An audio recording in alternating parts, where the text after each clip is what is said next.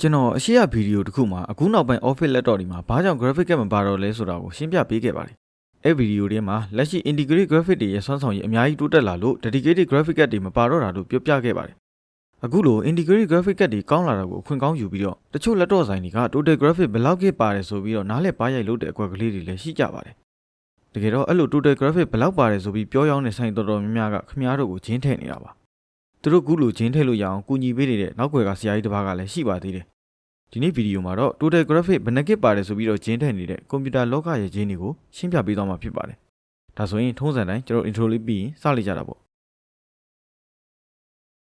အရင်ဆုံးကျွန်တော်တို့ရဲ့ဇာတ်လိုက်ကြီး Graphic Card အကြောင်းကိုအတူတုံးလေးရှင်းပြကြတာပေါ့။ Graphic Card ဆိုတာက screen ပေါ်မှာမြင်တွေ့ရမယ့်ရုပ်ပုံတွေဗီဒီယိုတွေကိုတွက်ချက်ပေးတဲ့အစိပ်ပိုင်းပဲဖြစ်ပါတယ်။လက်ရှိမှာ Graphic Card တွေကို game ဆော့တဲ့နေရာ Video Editing လုပ်တဲ့နေရာ Photo Editing လုပ်တဲ့နေရာတွေအပြင် Engineering နယ်ပယ်တွေမှာပါကြည်ကြပြည့်အသုံးချနေကြပါတယ်။အခုနောက်ပိုင်းနာမည်ကြီးနေတဲ့ AI တွေကိုတွက်ချင်နေဆိုရင်လည်း Graphic Card တွေနဲ့တွက်ခိုင်းလို့ရပါသေးတယ်။အဲ့လိုသုံးငွေနဲ့အတွက်ကြောင့်လဲဝယ်သူတွေက laptop ဝယ်လို့ရှိရင် Graphic Card ပါမှဝယ်ချင်တယ်လို့ဖြစ်နေကြတာပါ။ဒီလို Graphic Card ပါမှသဘောကျတဲ့ဝယ်သူတွေရဲ့စိတ်ကိုအခွင့်ကောင်းယူပြီးတော့ဆိုင်တွေကဂျင်းထည့်ကြတာပါ။သူတို့ဂျင်းထည့်ဖို့ကူညီအားဖြစ်ပေးတာကတော့ဆရာကြီး Microsoft ပါပဲ။ Microsoft ရဲ့ Windows က System Memory လို့ခေါ်တဲ့ RAM ရဲ့တစ်ဝက်ကို Share Graphic Memory လို့သတ်မှတ်ပေးထားပါတယ်။ဒီလိုနဲ့ CPU ထဲမှာပါတဲ့ Integrated Graphic တေးသေးလေးတွေက RAM ရဲ့တစ်ဝက်ကိုယူသုံးခွင့်ရသွားတော့ Graphic Memory တွေက 4K တွေ 8K တွေဖြစ်ကုန်ပါတယ်။ဒီကိန်းဂဏန်းတွေကိုတချို့ဆိုင်တွေကပြပြ highlight လုပ်ပြီးတော့ Graphic 8K ပါတယ်ဆိုပြီးရောင်းကြတာပါ။သူတို့ပြောတာလဲလုံးဝမှားနေတာတော့မဟုတ်ပေမဲ့မပြောဘဲခြံထားတဲ့နောက်ွယ်ကအမှန်တရားတစ်ခုရှိနေပါတယ်။ Graphic လို့ပြောလိုက်ရင် CPU ထဲမှာပါတဲ့ Integrated Graphic တွေနဲ့ Nvidia တို့ AMD တို့ကထုတ်တဲ့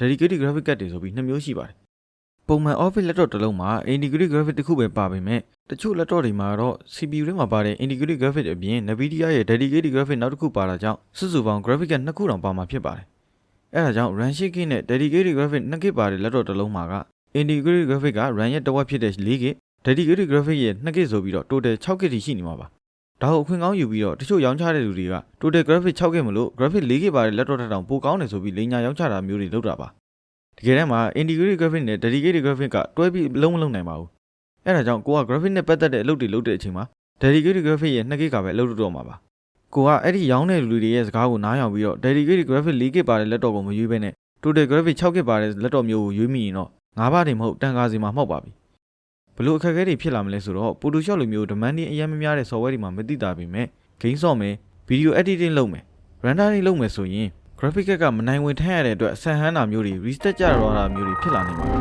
။ Intel တွဲကြံနောက်ပိုင်းထွက်တဲ့ Office Laptop တွေကလည်း graphic card မပါကြတော့ဘူးဆိုတော့ကိုယ့်လောက်က graphic card ပါဖို့လိုတယ်ဆိုရင် gaming laptop တွေပဲဝယ်ရတော့မှာပါ။အဲအကြောင်းတွေကိုပြီးခဲ့တဲ့ဗီဒီယိုတွေမှာရှင်းပြထားပါတယ်။မကြည့်ရသေးတဲ့ဘော်ဒါတွေအတွက်ဗီဒီယိုလင်းလေးကိုအောက်မှာထည့်ပေးထားပါမယ်။ဒီလောက်ဆိုရင်တော့ Total Graphic ဘယ်နှကစ်ပါတယ်ဆိုတဲ့စကားတွေနဲ့စိုင်းနေဘလို့ချင်းထည့်လဲဆိုတာကိုသဘောပေါက်လောက်ပြီးထင်ပါတယ်။ Laptop လောကနဲ့ပတ်သက်ပြီးကိုသိကျင်တာရှိရင်လည်းအောက်က comment မှာရေးထားခဲ့ပါကျွန်တော်ဖတ်ပြီးလိုအပ်တဲ့ကြံဉာဏ်တွေပြီးတော့ပါမယ်ဒါဆိုရင်နောက်ဗီဒီယိုမှာပြန်တွေ့ကြတာပေါ့